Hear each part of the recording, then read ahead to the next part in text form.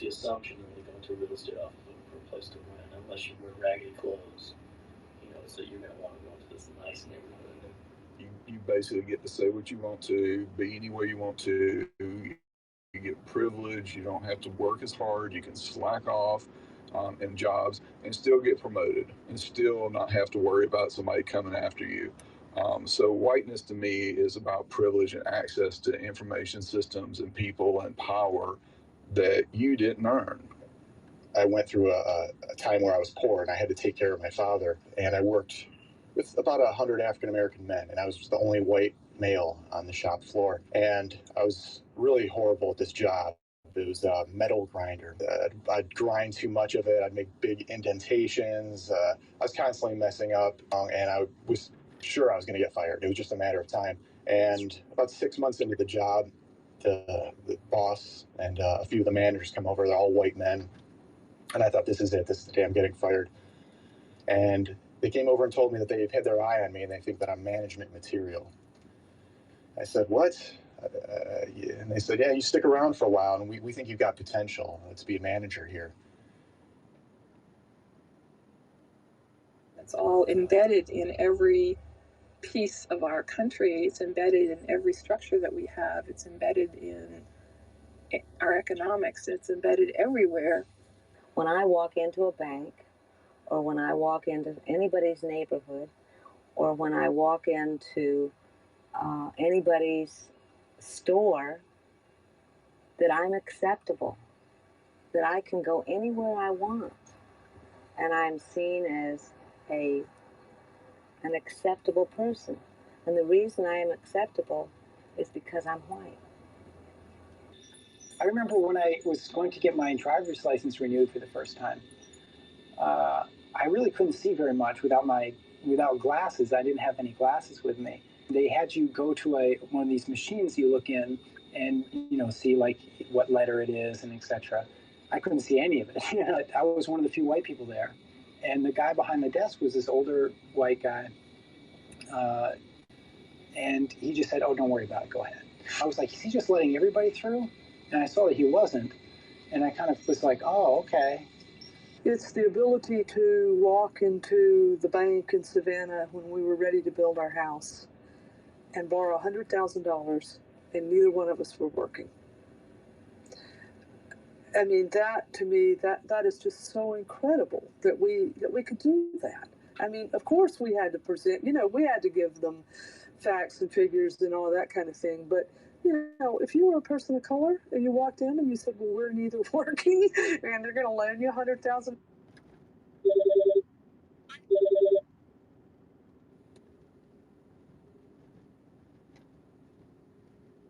From everything from the ease of getting a bank loan to knowing that I can drive just about anywhere in this city and not get stopped because of my color by the police. When I drive down the road and I get pulled over by a police officer, it's probably because either I've broken the law or I'm getting a flat tire and the police officer's going to tell me I'm getting a flat tire.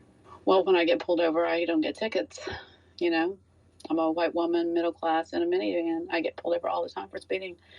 And it's almost become a joke. And then, the police officers apologize to me for pulling me over, and I know if I was a person of color, that wouldn't happen. I know that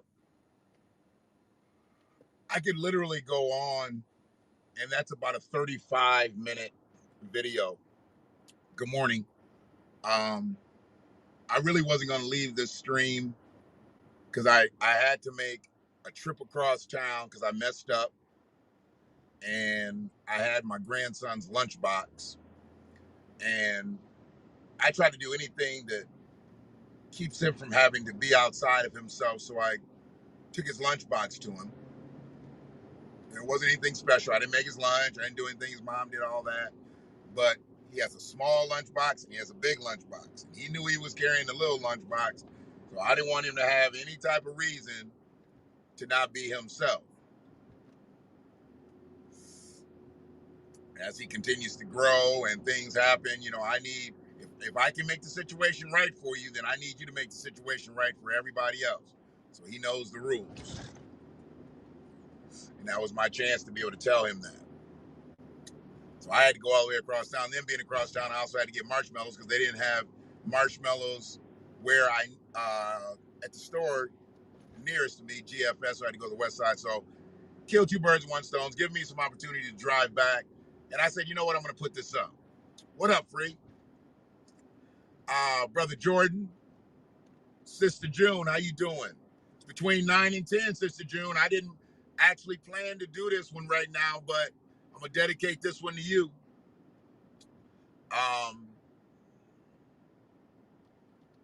Admission is half the battle. You know, it's half of the fight. It's half of the job. And I applaud anybody that got on this whitewashing video and talked about the privileges that they have. I appreciate the acknowledgement. I appreciate them being forthcoming. I appreciate them not denying that it is indeed a real thing in America. That last one that I cut off, because like I said, I could have kept going because it was just a series of those.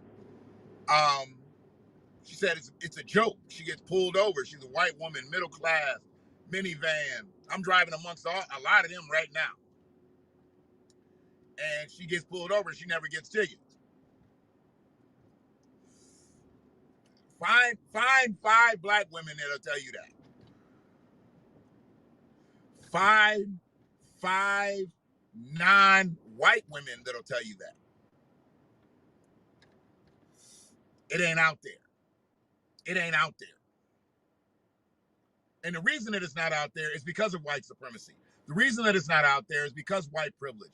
The reason that it's not out there is because this system is fucked up and you have white nepotism.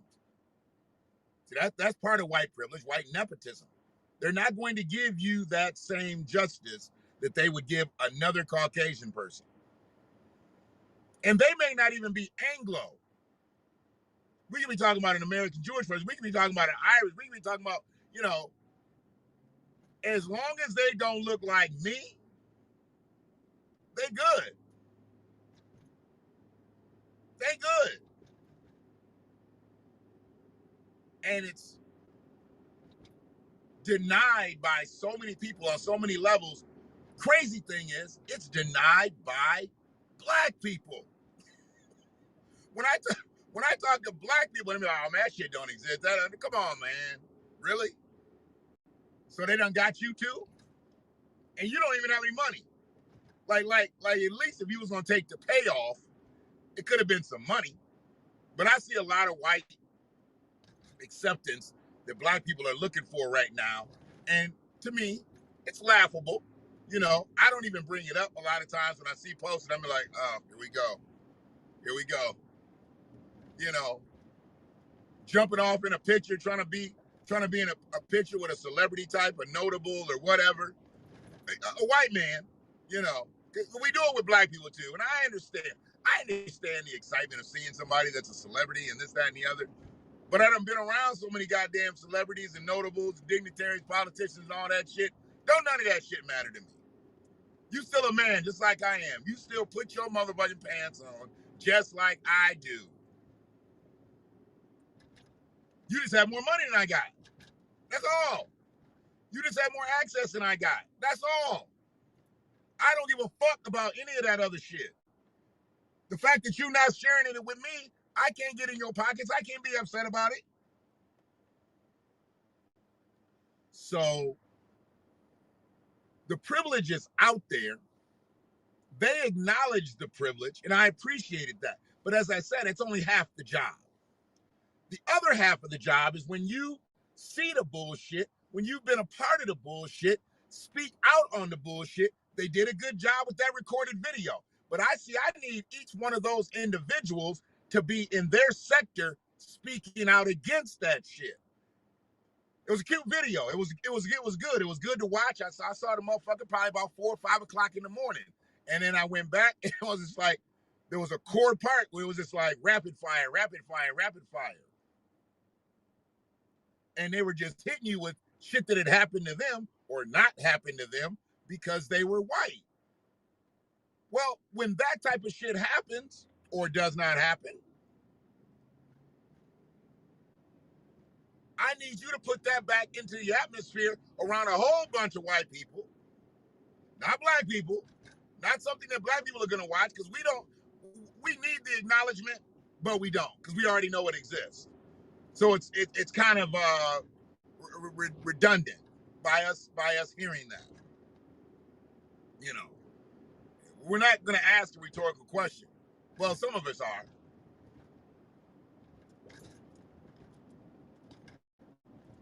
But I need people to understand the next step after you acknowledge the bullshit, after you spoke on the bullshit, I need you to put that out there. And where we are, like, politically, we're fucked up politically, because we don't have black politicians speaking against the bullshit, let alone white politicians.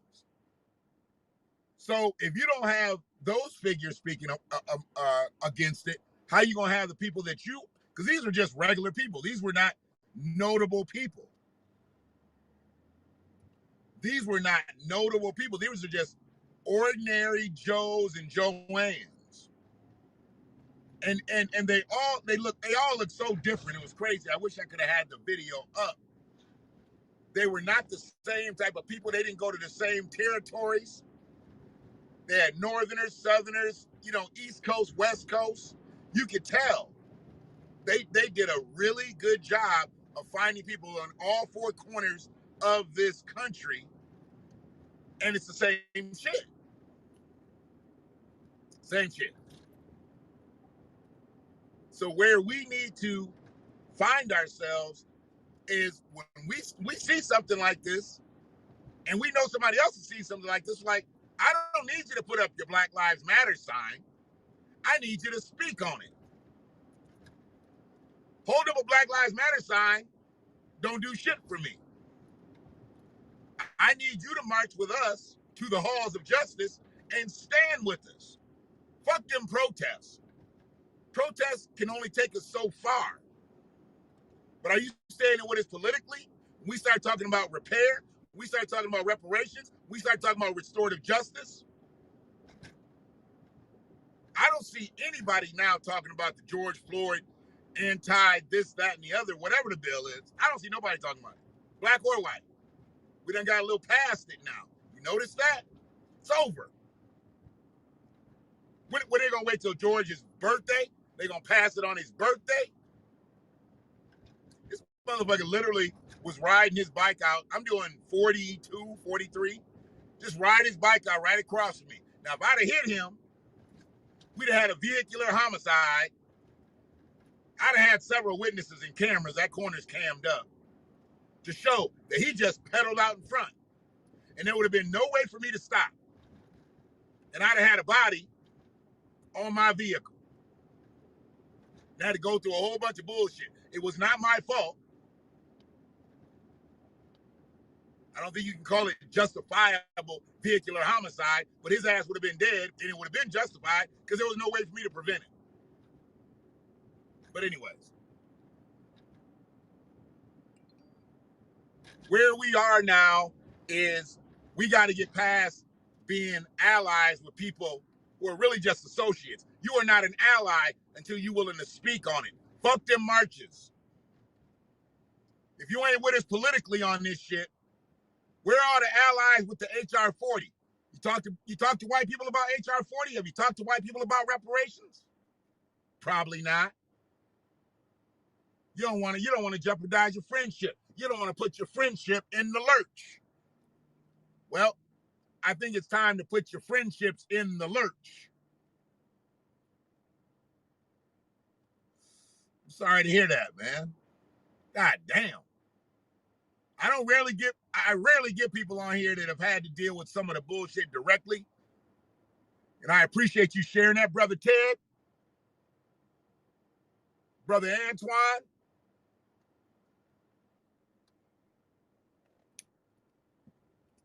But I appreciate y'all sharing that shit.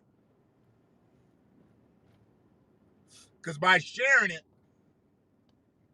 you let me know that you not only listen to what I'm saying, but I ain't on no bullshit. And most motherfuckers that listen to me, they know I'm not on no bullshit anyway. But you really know I'm not on no bullshit.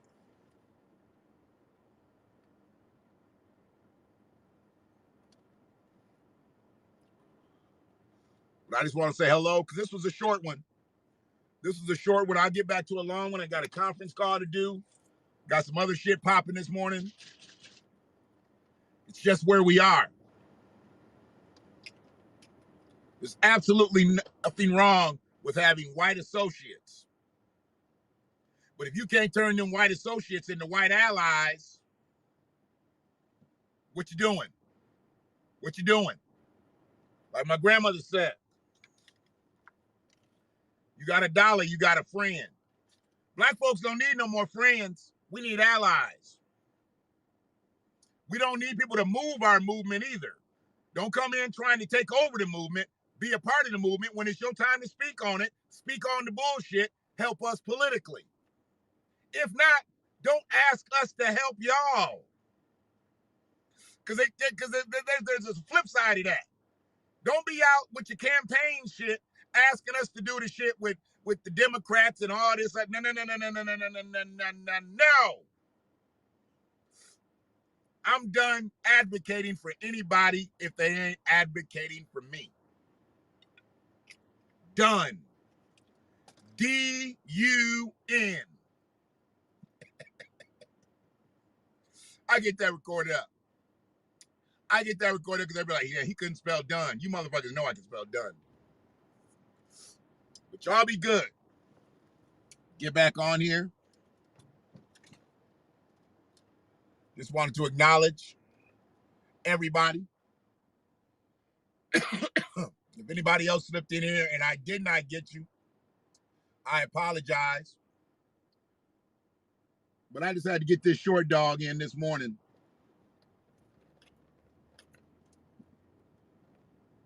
And I'll get with you soon.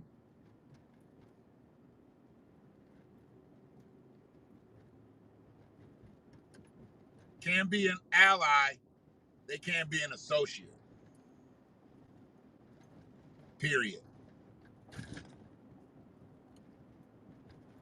Peace and love to my people at cargo420.com. Hit them up, Washington County. They got free hats for the first 5 people that pick up this early Monday. Free hats. Just like this.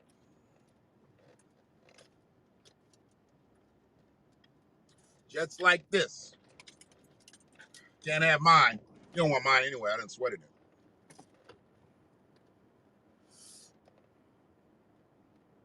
But have a great morning.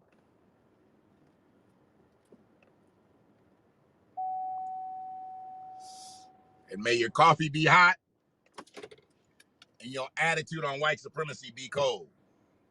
One love.